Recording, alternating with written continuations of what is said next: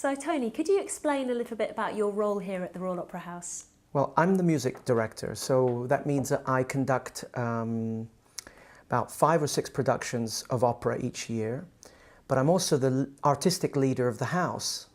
And it's a fantastic place to work because I have a wonderful orchestra and terrific chorus. And the conditions here for work and the spirit in this building is just like no other. I wonder if you could explain to us why you think it's so important that young people are composing their own music.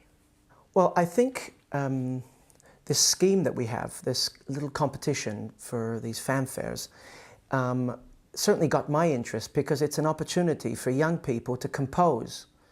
Now, we might discover some incredible talents, but the important thing is that they compose.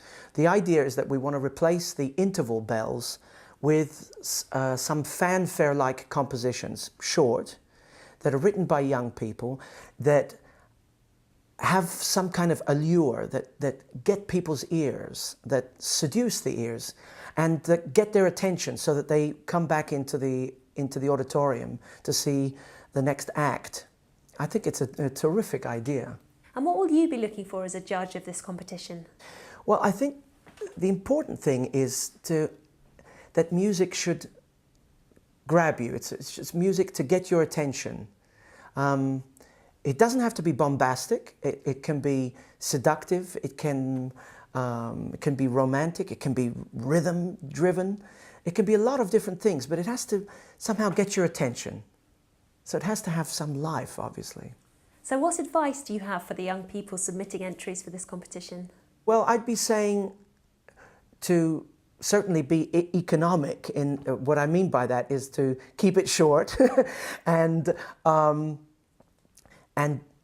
really put your heart into it, and try to capture people's imaginations. How would you explain a fanfare?